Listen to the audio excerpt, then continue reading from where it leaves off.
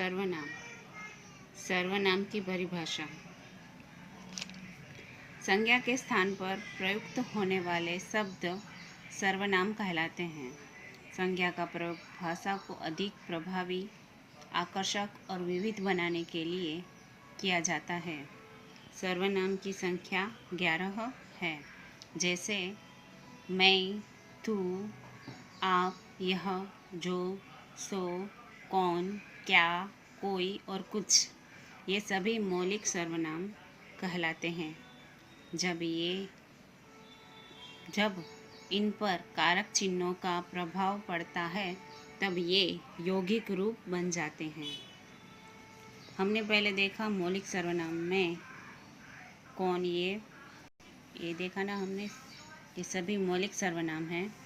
और यौगिक सर्वनाम मैंने, मुझे, मुझको, हमें, हम, हमको, मेरा, मेरे, मेरी, मुझ में, मेरे लिए इत्यादि। ये सब यौगिक सर्वनाम हैं। आगे सर्वनाम के भेद जानेंगे। तो पहला भेद है पुरुषवाचक सर्वनाम। इसके भी 3 भेद हैं: उत्तम पुरुष, मध्यम पुरुष, अन्य पुरुष। और दूसरा सर्वनाम है निजवाचक सर्वनाम। तीसरा निश्चयवाचक सर्वनाम। चौथा है अनिश्चयवाचक सर्वनाम। पांचवा है प्रश्नवाचक सर्वनाम। और छठा है संबंधवाचक सर्वनाम। तो हमने पहले देखे सर्वनाम के 6 भेद और विस्तार से जानेंगे अब हम पुरुषवाचक सर्वनाम। जिस सर्वनाम का प्रयोग स्त्री एवं पुरुष दोनों के लिए किया जाता है उसे पुरुषवाचक सर्वनाम कहते हैं। सर्वनाम का अपना कोई लिंग नहीं होता। इसके लिंग का निर्धारण क्रियापद से ही होता है। पुरुषवाचक सर्वनाम के अंतर्गत मैं, तू, आप, यह और वह आते हैं। नीचे लिखे उदाहरणों से हम देखेंगे। मैं घर जाना चाहता हूँ। मैं पुरुषवाचक सर्वनाम है। तू कहता है तो ठीक ही होगा। तू। वह उधर ही गया होगा। उसमें वह पुरुषवाचक सर्वनाम है। आप कहाँ से आ रहे हैं। मैं आप पुरुषवाचक सर्वनाम है। पुरुषवाचक सर्वनाम के भेद। उत्तम पुरुष जिस सर्वनाम का प्रयोग बात कहने वाले के लिए हो उसे कहते हैं। जैसे मैं कहता हूँ कि नदियाँ सूखती जा रही है। इसके अंतर्गत मैं और हम आते हैं।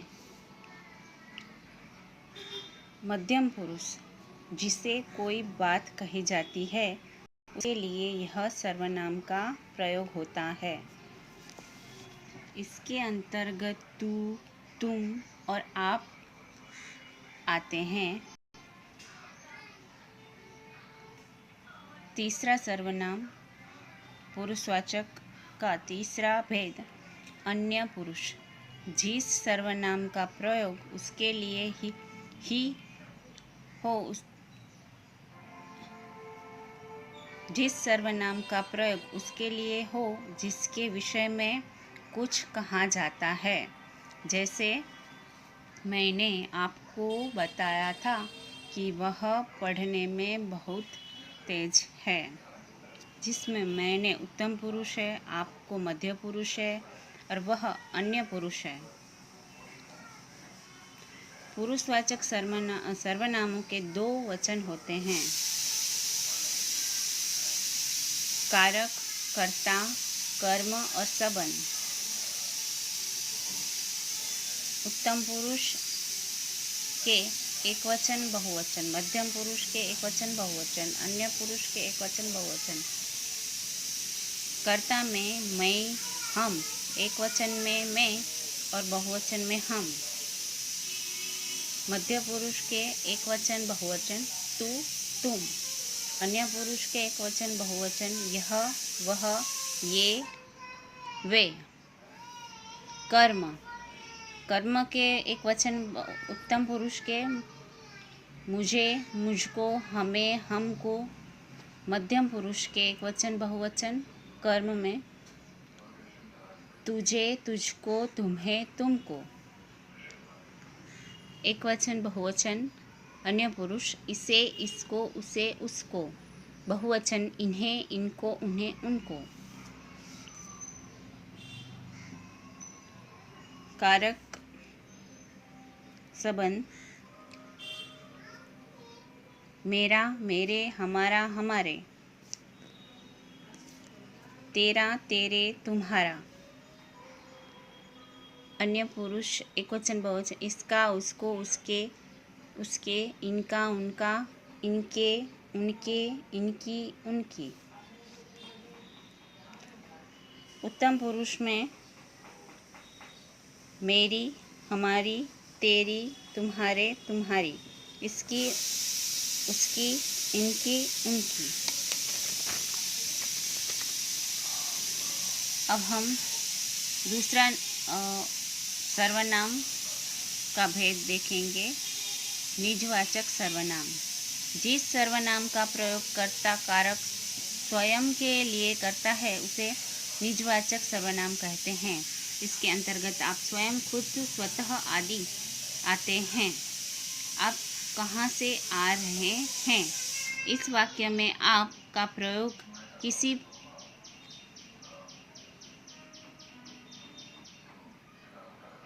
किसी पुरुष के लिए होने के कारण यह पुरुषवाचक के अंतर्गत है। मैं अपने आप चला जाऊंगा।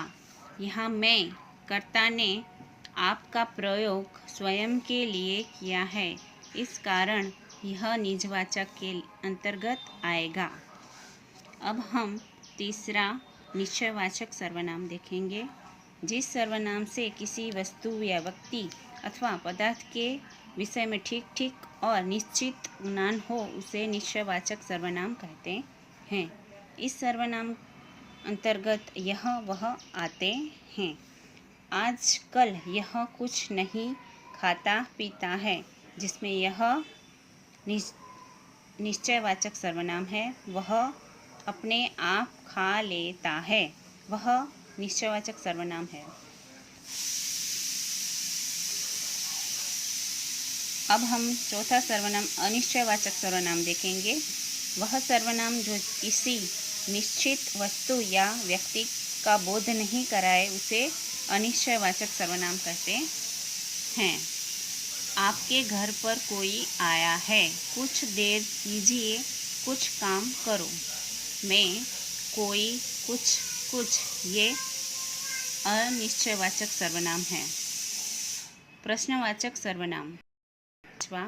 जिस सर्वनाम का प्रयोग करने के लिए प्रश्न करने के लिए किया जाता है उसे जिस सर्वनाम का प्रयोग प्रश्न करने के लिए किया जाता है उसे प्रश्नवाचक सर्वनाम कहते हैं। देखो तो कौन आया है, आपने क्या खाया है। मैं, कौन और क्या ये प्रश्नवाचक सर्वनाम के अंतर्गत आते हैं। कौन का प्रयोग सदैव सजीवों के लिए और क्या का प्रयोग निर्जीवों के लिए होता है। छठा संबंधवाचक सर्वनाम। जिस सर्वनाम से एक शब्द या वाक्य द्वारा दूसरे शब्द या वाक्य से संबंध जाना जाता है उसे संबंधवाचक सर्वनाम कहते हैं। इसके अंतर्गत जो और सो आते हैं। अब सो के स्थान पर वह का प्रयोग होने लगा है। जो जागेगा सो पावेगा, जो सोवेगा सो खोएगा। जो जागेगा वह पाएगा, जो सोएगा वह खोएगा। इसमें जो के अन्य पुरुष भी होते हैं, जैसे जिसका, जो कि, जिसका, जिन्होंने, जिनके लिए आदि।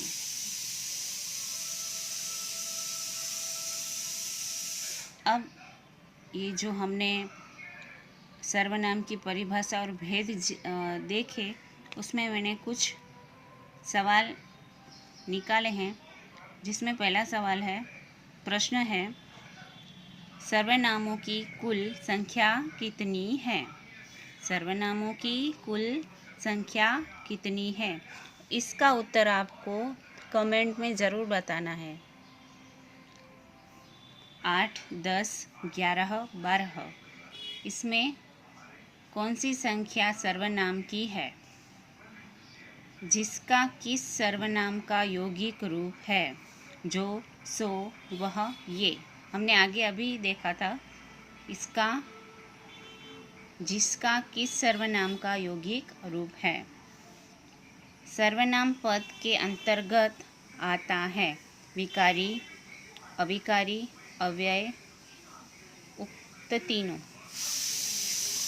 इनके ये प्रश्नों के जवाब आप कमेंट करके ज़रूर बताएं।